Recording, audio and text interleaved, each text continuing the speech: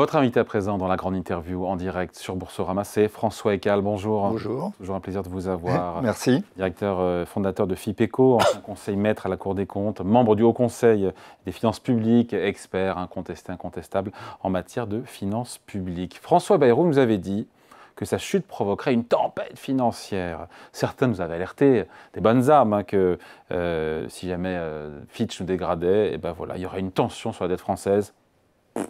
Rien de tout ça ne s'est produit. Certains et certaines qui nous regardent, qui ne sont pas des spécialistes, vont se dire mais c'est que la situation des finances publiques de la France n'est pas si grave que ça, il n'y a pas d'urgence. Vous comprenez que certains puissent se dire ça ? Oui, il y a déjà une douzaine d'années, quand j'étais à la Cour des comptes, je raconte ça d'ailleurs dans mon livre de mémoire sur ma vie professionnelle, le problème c'était la perte du triple A. Et donc, 2012, 2000... C'était en 2012, ouais, 2011 ou 2012, je ne sais plus exact, 2012, ouais, voilà. On a perdu le triple A. Et donc, tout le monde s'inquiétait, la France risquait de perdre son triple A. Et à la Cour des comptes, il y avait des gens autour de moi, c'est moi qui écrivais le rapport de la Cour annuelle sur les finances publiques, et on me disait, mais il faut lancer l'alarme, on va perdre notre triple A, ça va être la catastrophe, dramatique, etc. Je leur avais répondu, mais attendez, dites pas ça, on va perdre notre triple A, il ne se passera rien. Alors, si vous dites que ça va être la catastrophe, et si vous dites ça à chaque fois, comme aujourd'hui d'ailleurs, la Cour des comptes dit on est au bord du gouffre, on est au pied du mur, d'autres, Bayrou disait voilà, ça va être la catastrophe, ne dites pas ça. Moi, ce que je dis, c'est on sait qu'il y a un mur devant nous, on sait qu'on est en train de rouler dans une impasse avec un mur qui est devant, mais on ne sait pas à quelle distance il se trouve. Alors, ce n'est pas la peine de dire on est au pied du mur ou c'est la catastrophe demain, parce que si vous répétez ça tout le temps, ça finit par plus être crédible, alors qu'il y a un vrai sujet. Sauf qu'un jour, ça va arriver. Un jour, ça va arriver, mais je ne peux pas vous dire si c'est dans 6 mois, dans un an, dans 5 ans, dans 10 ans. Voilà. Savoir, évidemment. Bon, et donc, ça ne veut pas dire que la situation, encore une fois, de nos finances publiques est bonne, loin s'en faut. Non, et c'est un mauvais signal. C'est sûr que la dégradation, la dégradation par Fitch, elle était largement anticipée par les marchés. Donc, en fait, il n'y a eu aucun effet, parce que l'effet, il a déjà eu lieu. On a aujourd'hui un taux d'intérêt sur la dette qui est à peu près celui de l'Italie, qui est beaucoup plus endetté que nous et qui, il y a quelques années, avait des taux d'intérêt beaucoup plus élevés que nous. Ils étaient à 7. Ils étaient montés très très haut pendant la crise de 2011-2012. Oui. Donc tout ça ne va pas dans le bon sens. On avance vers le mur, mais où est le mur, je ne sais pas. Nos déficits publics, on est 5,5 cette année, on sera à peu près à 5,4, 5,5. C'est l'objectif officiel, oui. Imaginons qu'on y reste l'année prochaine, parce qu'il y a un budget de compromis qui devrait être trouvé et qu'on a compris que le plan Bayrou à 44 milliards, c'est terminé. Si on y reste l'année prochaine, et puis après, il y a l'élection présidentielle en 2027, donc il n'y aura pas de gros efforts en vue. Si on reste au-delà de 5% de déficit public, il se passe quoi ? Moi, j'avais fait un petit calcul consistant à dire on va garder le même déficit primaire, c'est-à-dire hors intérêt, que celui qu'on avait l'année dernière. C'est à peu près 4 points de PIB, un petit peu moins de 4 points de PIB, avec des hypothèses relativement optimistes d'évolution des taux d'intérêt. On reste, par exemple, sur les taux d'intérêt, on reste à 3,5 comme aujourd'hui. Voilà. Dans la croissance, on fait à peu près 3% en euros, c'est-à-dire ça peut être par exemple 1,3 en volume et puis 1,7 de hausse des prix. Bon, c'est une hypothèse. On n'y est pas encore. Voilà, on n'y est pas encore, mais voilà, on n'y est pas. Mais voilà, avec ce genre d'hypothèse, en 2030, on a une dette qui est à 135% du PIB. 135%. On est l'Italie. C'est l'Italie, avec une grande différence par rapport à l'Italie. C'est que l'Italie, sa dette est la même depuis 10 ans. Enfin, elle a un peu augmenté pendant la crise, évidemment, de 2020, mais après, elle est redescendue au niveau qu'elle avait déjà il y a 10 ans. Donc la dette italienne, elle est stabilisée. Et donc, nous allons croiser les Italiens à toute vitesse. Nous, on va rattraper les Italiens, mais continuer à monter. Et après, on va se croiser avec les Grecs. Donc c'est ça le problème. Oui, mais tant que les investisseurs, notamment étrangers, qui détiennent plus de la moitié de la dette française, nous prêtent un peu plus cher, ça peut tenir. Ça peut tenir parce qu'ils pensent, non sans, avec raison d'ailleurs, que en fait, la BCE est là. La grande différence par rapport à 2011-2012, où les taux d'intérêt italiens étaient montés à 700 points de base. On ne savait pas encore que la BCE serait là. On ne savait pas encore que la BCE pourrait intervenir. Ce n'est pas un niveau d'inquiétude aujourd'hui pour la BCE, la France. C'est un sujet, mais ce n'est pas un niveau... De toute façon, elle ne dira pas qu'elle est... Oui. Politiquement, elle ne peut rien dire. Je pense quand même qu'elle s'inquiète un petit peu. Mais le problème, c'est qu'un jour, les marchés pourront se souvenir, en fait, que la BCE ne peut pas intervenir automatiquement. En principe, elle ne peut intervenir que pour un pays qui respecte les règles budgétaires européennes, d'abord, pour commencer. Pour nous, c'est pas évident. On les a jamais respectés, d'ailleurs. On les a jamais respectés. Et ensuite, un pays dont la dette publique est soutenable au sens des économistes. Et soutenable, pour les économistes, ça veut dire être capable de stabiliser la dette en pourcentage du PIB. Or, on n'est pas sur une trajectoire qui permet de la stabiliser. On en est très loin. Donc les marchés, un jour, pourraient se dire la BCE, peut-être, finalement, n'interviendra pas ou laissera les taux d'intérêt monter. Parce que c'est vrai que, par ailleurs, on n'imagine pas non plus aujourd'hui que la BCE laisse la France faire défaut sur sa dette. Ça serait un tel cataclysme que, dans le contexte géopolitique actuel, donc, les marchés n'imaginent pas. Il finit dans 2 ans, 3 ans, 5 ans. Si on dérive, on sera sauvé par la BCE. On sera sauvé par la BCE, mais le problème, c'est que la BCE risque de laisser les taux d'intérêt monter progressivement et on va se retrouver dans une situation, tous les économistes vous diront que si le taux d'intérêt sur le stock de dette est supérieur au taux de croissance du PIB, ça renvoie à mes petits calculs que je disais tout à l'heure, c'est le cas. À ce moment-là, c'est le cas. À ce moment-là, pour arriver simplement à stabiliser la dette, il faut dégager un excédent primaire avant l'intérêt qui est d'autant plus élevé que la dette est élevée. Autrement dit, en clair, ça veut dire plus on attend, plus c'est dur. Donc il y a un moment où les marchés vont dire mais la BCE ne peut pas quand même laisser la dette publique de la France augmenter indéfiniment. La situation financière budgétaire n'est pas bonne, mais ce qui fait le plus peur à la rigueur, c'est de voir que d'ici 2 ans, il ne va rien se passer. Et qu'on va rester effectivement... Je me demande juste où seront les taux d'intérêt sur la dette française à 10 ans, l'année prochaine et dans 2 ans, si on est encore au-delà de 5% de déficit. Ils vont probablement continuer à augmenter. Voilà. Et donc le problème va s'aggraver progressivement. Il n'y aura pas pour autant. Parce qu'en charge d'intérêt, c'est 60 milliards, 70 milliards, 80 milliards. C'est de l'argent qu'on ne met pas ailleurs dans la transition, dans l'éducation, dans le numérique. Ça va continuer à monter progressivement. C'est une espèce d'asphyxie lente qui fait. Et plus on attend, plus c'est dur. Donc il y a un moment, ça va finir par exploser. Mais je ne sais pas quand. Sur la taxation des plus riches, on parlait juste avant avec Jean-Marc Vittori des Échos, évidemment la vidéo est à revoir en replay, sur cette taxe Zuckman, ce qu'il faut en penser, avec votre lorgnette, vous dites quoi vous, sur cette taxe Zuckman? Elle est vraiment, elle fait peur, elle est dangereuse pour l'économie française, ou est-ce qu'il est souhaitable que les très riches payent leur juste part d'impôt? Moi, ce que je dis, c'est que l'effort qui est nécessaire pour simplement stabiliser la dette, donc qui est de l'ordre de 4 points de PIB, le déficit primaire actuel, 120 milliards, c'est gigantesque. On n'a jamais fait ça, on n'a jamais réussi à faire ça. On l'a fait sur plusieurs années, en fait, sur 5 ans, dans les années avant, pour entrer dans l'euro, les années 98, 2000. Oui, mais on l'a fait, on l'étalon. Longtemps. Voilà. Mais aujourd'hui, dans le contexte politique actuel, etc., je pense en effet, c'est extrêmement difficile. Surtout. Il fallait rentrer dans l'euro. Voilà, il fallait rentrer dans l'euro. Et puis en plus, il ne faut pas oublier qu'aujourd'hui, on est supposé aussi augmenter nos dépenses militaires. Si on veut passer de 2 à 3,5% du PIB, c'est 45 milliards. Et on est supposé faire à peu près autant de dépenses, 30 à 45 milliards pour respecter nos engagements en matière de lutte contre le changement climatique. Et donc ça commence à devenir insoluble. Voilà. Donc, je pense qu'il faut essayer de le faire surtout par des économies, mais on n'y arrivera pas uniquement par des économies sur les dépenses publiques. C'est Gaudin, la Banque de France, aujourd'hui sur France Inter, qui parlait de 25% de hausse d'impôts, 75% d'économies dans le bon cocktail. Oui, c'est ce que l'a dit la Banque de France. Oui, c'est pas absurde. Mais donc, il faut quand même admettre qu'il y aura des hausses d'impôts. Même si, supposons que ce soit 25%, il faut qu'il y ait des hausses d'impôts. Des hausses d'impôts sur les entreprises. Il y a un sujet, les entreprises, sur les plus riches. Il y a un sujet en France. Est-ce que ceux qui ont beaucoup de patrimoine ne payent pas l'impôt qu'ils devraient payer?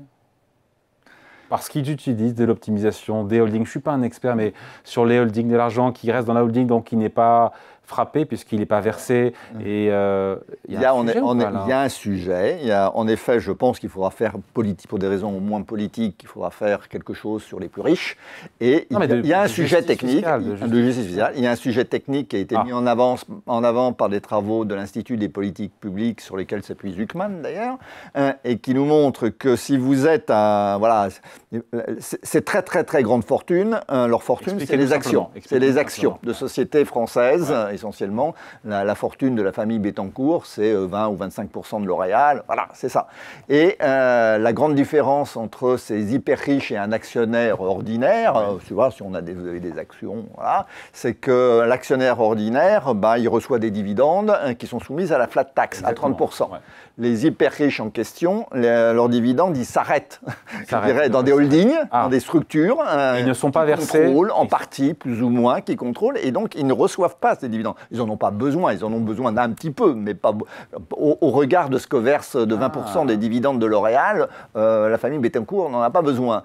Et donc les dividendes restent dans les holdings. Restent dans ces holdings, sans être fiscalisés. Ils ne sont pas soumis à la flat tax. Alors normalement, la valeur de ces holdings, elle augmente, puisqu'il y a les dividendes qui s'ajoutent, c'est réinvesti. Il ne faut pas oublier que tout ça est réinvesti, alors pas forcément dans les mêmes entreprises, mais dans d'autres entreprises. Donc la valeur de ces holdings augmente, et en principe, ils devraient être rattrapés fiscalement au moment où ils vendent les parts de ces holdings, parce qu'à ce moment-là, ils dégagent une plus-value, et la plus-value, elle est à la flat tax, à 30%. Ils seront fiscalisés quand ils vendront leurs parts. Oui, sauf que, en réalité, ça ne se passe pas comme ça. En réalité, ce qu'ils font, c'est qu'ils ont le temps d'attendre, et ils ont le temps d'attendre jusqu'à ce qu'ils cèdent. La transmission. Voilà, ils cèdent leur part à leurs enfants. Ils les cèdent ou c'est la transmission? Soit par donation, soit par succession. Soit c'est par donation de leur vivant, soit c'est par succession. Ils payent des impôts. Ah oui, mais pas de... Ils payent un impôt sur les successions, mais très limité, parce que pacte Dutreil, etc., il y en a très peu. Et surtout, cette plus-value qu'ils ont enregistrée, elle n'est pas imposée. Et ça, c'est un principe général du droit fiscal. Et bien pourquoi on ne change pas ça? Pourquoi c'est cette partie-là? Il y a des experts, moi je le propose, il y en a d'autres qui le proposent.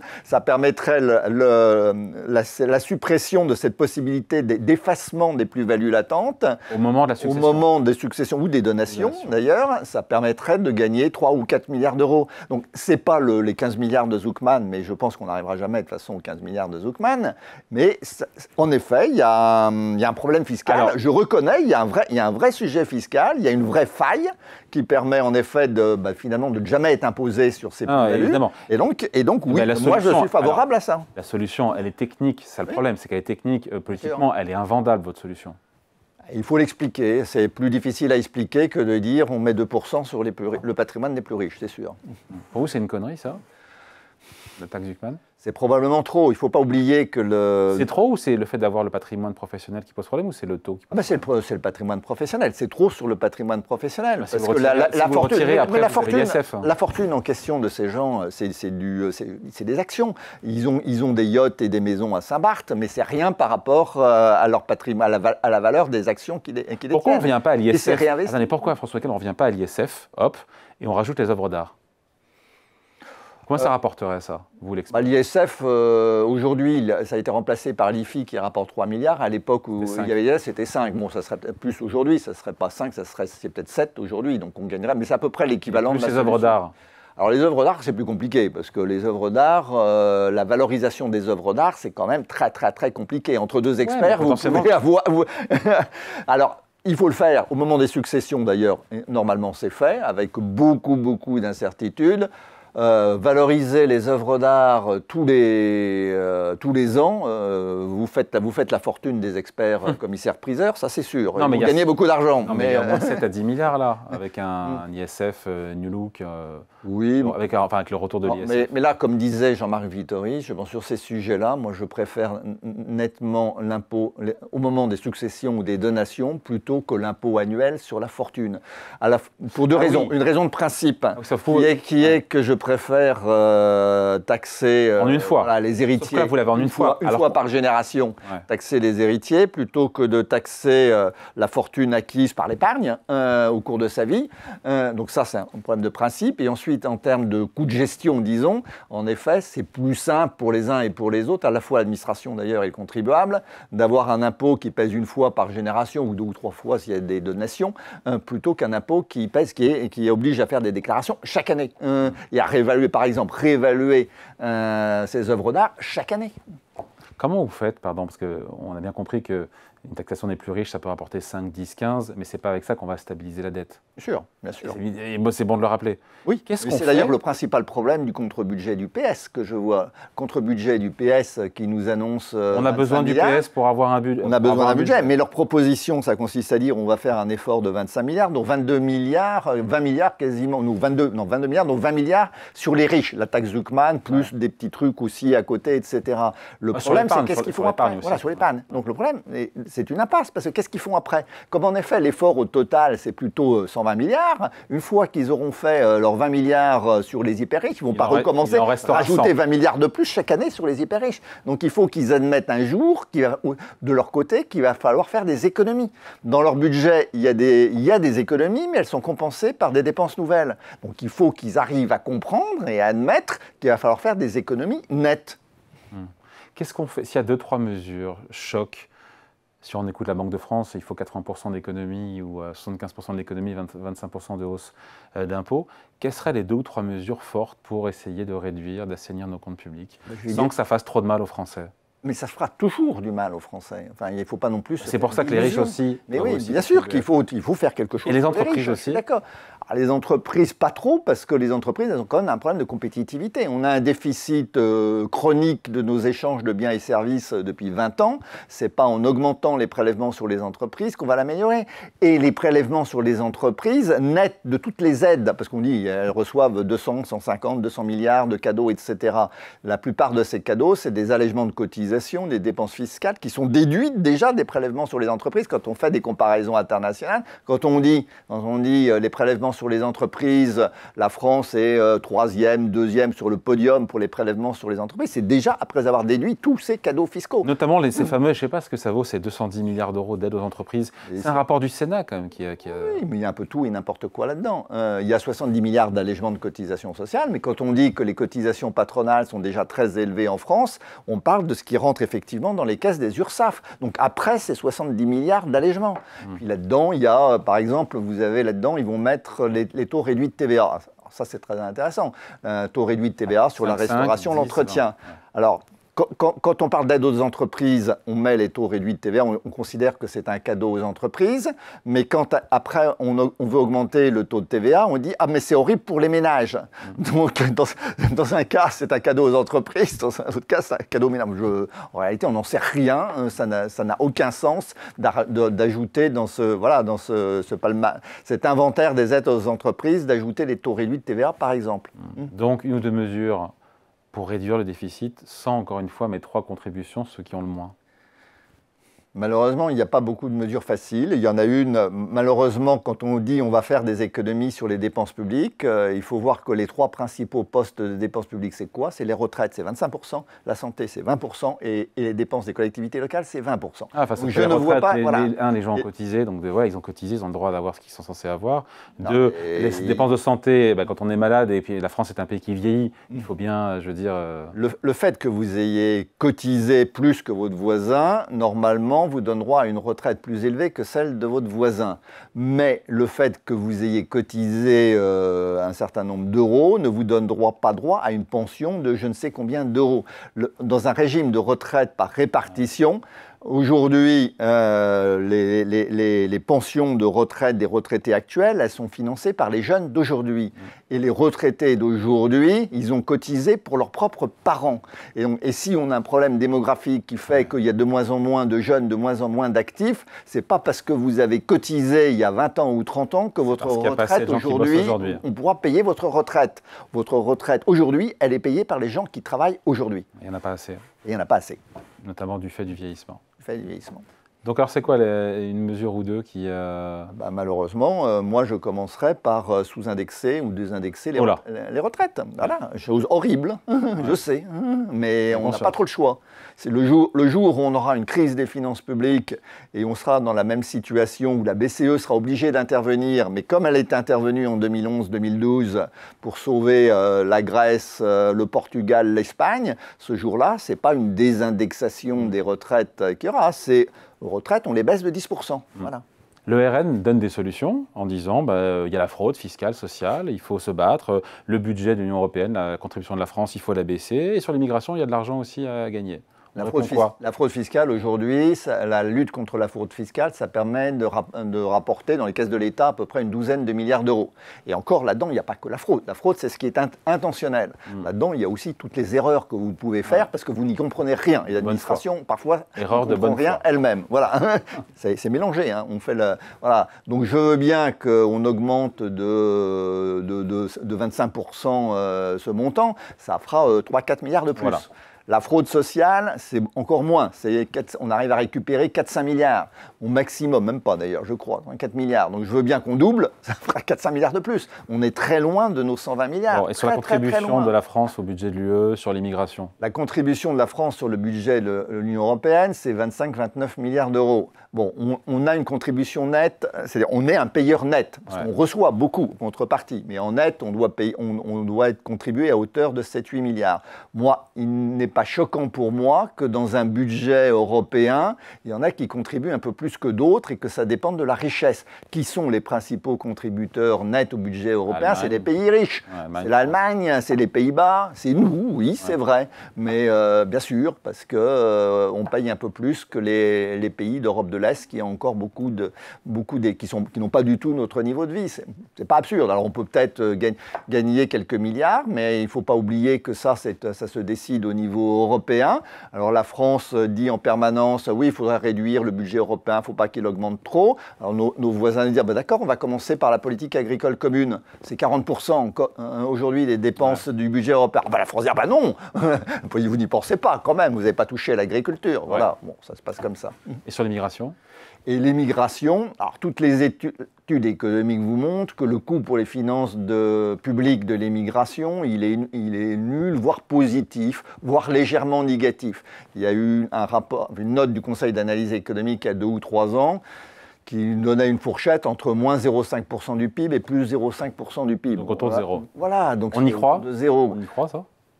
C'est peut-être un peu plus, peut-être que ça sous-estime le coût, mais même si c'était un point de PIB, un point de PIB, c'est 30 milliards. Mais voilà, on n'est pas à 120 non plus. Et puis, vous n'allez pas résoudre le problème comme ça, par un coup de baguette magique. Non, c'est en réalité très, très, très compliqué. Allez, merci pour cet échange avec vous. François Egal, fondateur de FIPECO, ancien conseiller maître de la Cour des comptes et membre du Haut Conseil des finances publiques, invité de la grande interview en direct et en replay sur Boursorama. Merci à vous. Merci.